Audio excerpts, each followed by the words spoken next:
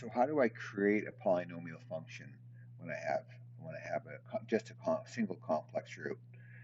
And that's all they might tell me some other zeros too. But let's here's what I'm starting with. So I know, and I could throw this into Desmos and graph it, right?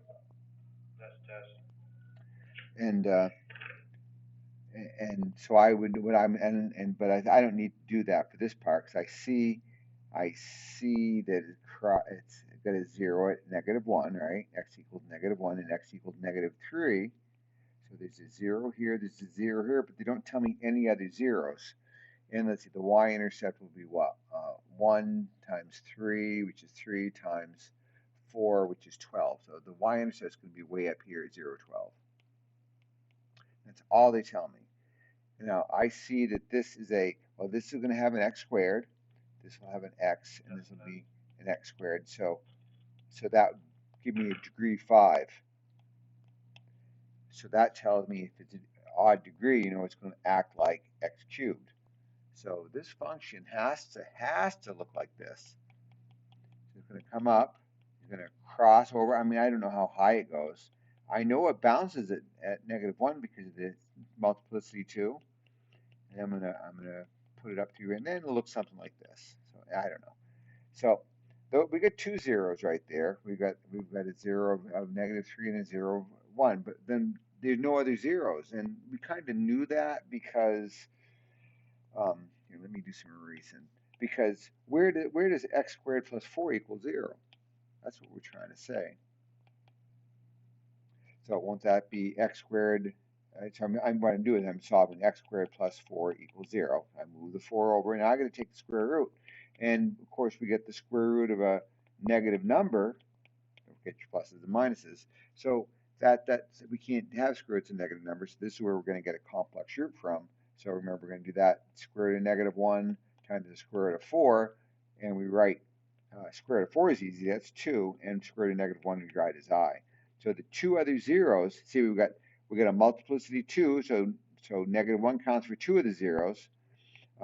Multiplicity, x equals -3, multiplicity of 1, that counts. So the other two zeros are going to be this one. We're going to have x minus 2i, so x equals -2i, and x equals positive 2i. All right. So they want us. Here's this function I created, and I'm telling you that it has this complex 0, and they want us to find all the other zeros.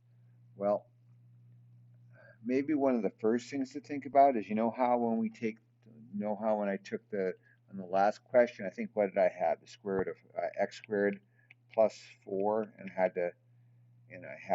came up with x squared equals -4, and we got x equals minus 2i and x equals plus 2i. That happens because we're taking the square root. There's going to be two answers, and that's why they say complex zeros occur in conjugate pairs, because you've got plus or minus the square root of -1 and the square root of 4. So the plus and minus always generates those pairs. So if x equals -3 is a solution, so is an x equals positive 3i. So we've knocked off 2 of the 5 zeros. Now, what we could do is you could throw this into a grapher, and I did that. Let me come back so I can drag stuff. So I did this in Desmos, and I see that it crosses the x-axis at -1. I'll see that it bounces at 3, so that tells me I've got a 0 of x equals -1 and multiplicity 1, and then I've got a 0 at x equals 3, and that's a multiplicity 2. Let's write multiplicity 1. And so if we think about it now, I'm kind of done because I've got 1, 2. Here, let me get a pointer. I got 1, 2, 3, 4, 5 zeros here, and that's fundamental law of algebra says take a look at the biggest degree, and that's how many zeros there are. So there's that way to graphing it. Now, where it gets a little messier is what happens if these aren't rational roots. What if they're like square roots of them, okay? Or decimal numbers, and that aren't nice decimal numbers. So you need another way to do that, and Desmos won't do it for us. So how did we do that? Now let me stop this and I'll clean some stuff up and I'll show you. So here's the problem. If you were to graph that on Desmos, you'd only see two zeros, and they would both be irrational zeros. So we can't do that. We can't get rid of those zeros directly. So when that happens, what you want to do is think about, okay, so I know one of the zeros is x minus 2i. I know the other zero is x equals positive 2i. I want to find the factors for that. So if I square both sides, that becomes -4, right? Because if I square this, the -2 times -2 is +4, and I squared is -1, so that's where it stays that to be that number. And then if I would do this with this other zero, just to see what happens here, what I'm trying to see is we don't have to worry about that. X squared plus -4. You see how those are exactly the same results? That's because they're coming from the same equation. So we didn't even have to worry about that one as far as doing this simplification. So let's set this equal to 0, and there's going to be one of my factors. Now, it's not a linear factor. We don't want to try to do synthetic division on it, but long division wouldn't be too bad. So x squared plus 4 into 4x to the 4th plus 4x cubed minus 12x squared plus 16x minus 112. And now let's do some long division with that. I think most of you have that down. So I got, what do I got to multiply x squared by to get 4x to the 4th? Well, 4x squared. So I'm going to multiply 4x squared times x squared is 4x to the 4th. 4x squared times 4 is 16x squared. And then we're going to change our signs. Bring it down.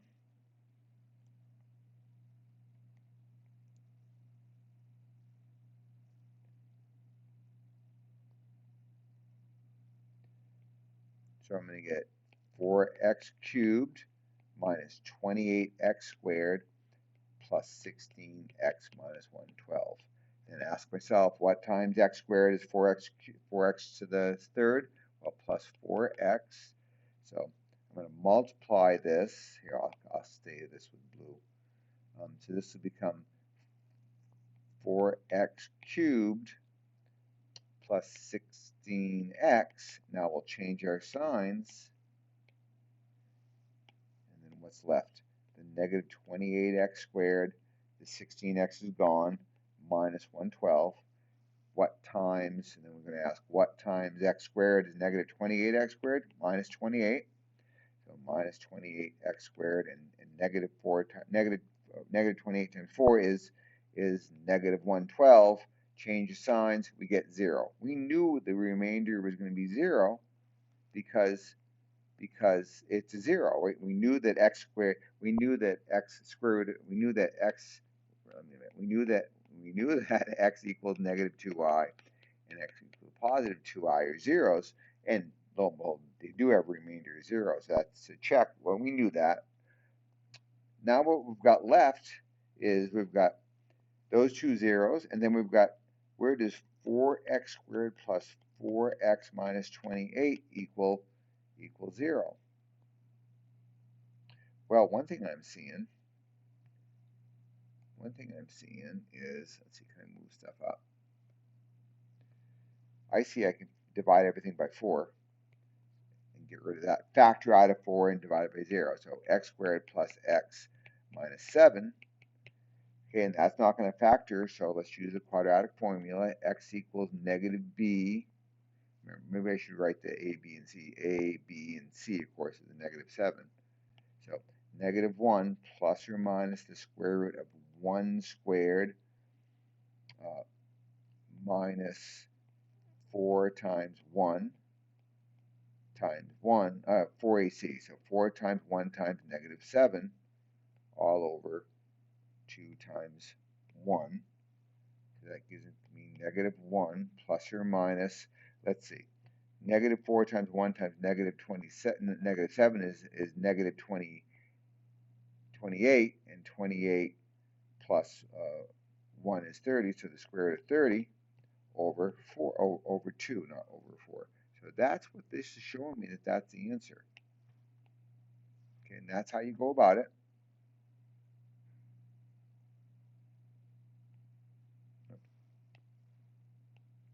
So you get 4 zeros, the x minus 2i, x plus 2i. You've got x equals negative 1 minus the square root of 30 over 2. And you've got x equals minus 1 plus the square root of 30 over 2. And there's my 4 zeros that I, 2, not 4. I knew they should be. Okay, so that's, if they give you a complex root, you can do that. I'm going to show you one more thing. What if they give us this? Complex root. So we're going to get to do the conjugate of that. Now, how do I know where to change the sign to be negative? Well, remember, if it's negative b plus or minus the square root of b squared minus 4ac, the plus or minus and the I part comes from this radical here. So what I want to change is, to get the other zero, x minus 1/2 minus 3/2 I. So there's 2 of the zeros. Now, how do you get the other ones? Because if you try graphing it, I deliberately made it not be a rational root. So they're going to have a square root in the answer. So let's figure out how we can do that long division here. And I'll set your long division up, and then you can take it from there.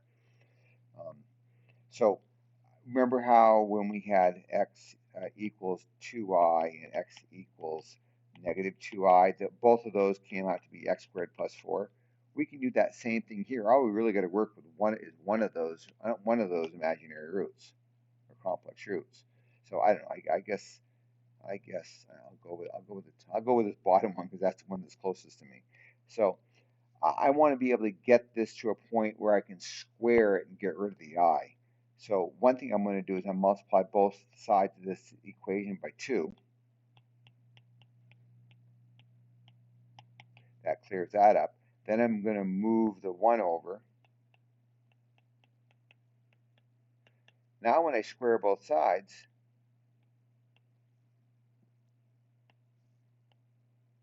let me move this up.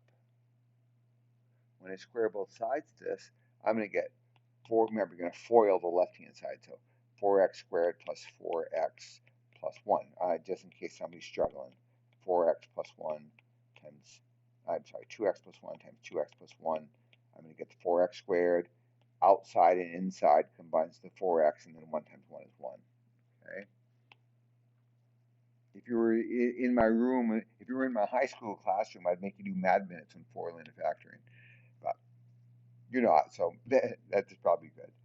So what I'm going to get here is I'm going to get equal negative 9, right? Because negative 3 times negative 3 is 9, and positive 9, and I times I is negative 1. And then, so we're going to set 4x squared plus 4x plus 10 equals 0. So there's something we can do long division with. So we'll go back and take that original one. Did I write that down? Yeah, I did. So what you'll have to do from here, whoops, no. How can I move this all up? There, that works.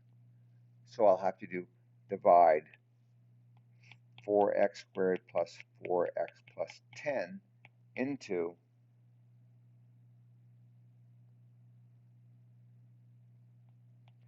4x to the 4th plus 8x cubed minus 20x squared minus 24x. It's the equation at the top of the screen. I'm running out of real estate here on the screen.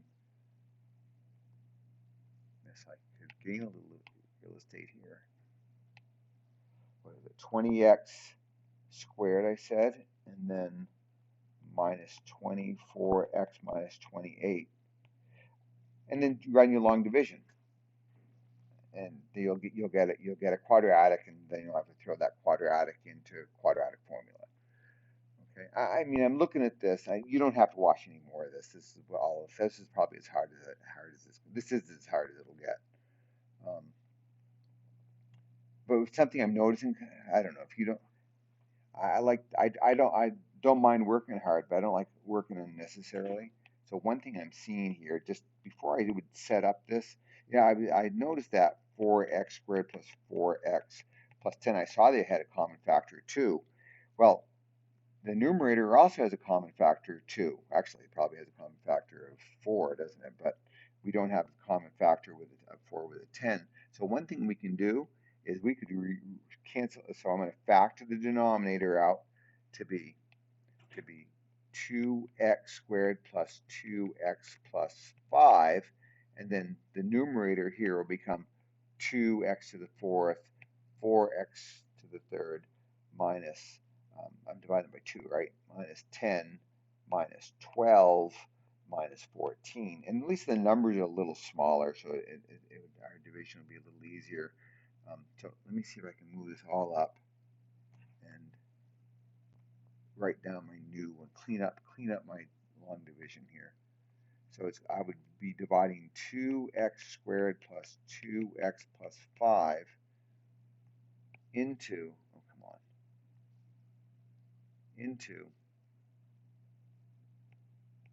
see if I can get this written, 2x to the fourth plus 4x to the third minus 10x squared minus 12x minus 14. I mean, is it a lot easier? No, but at least the numbers won't be quite so big. Okay, so remember what you're going to go do this. You're going to factor it out, and what you're going to get for a answer here is 4x squared plus 4x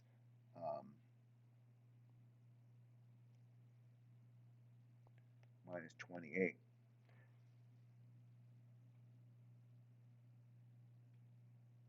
Okay, and you can do the quadratic formula on that.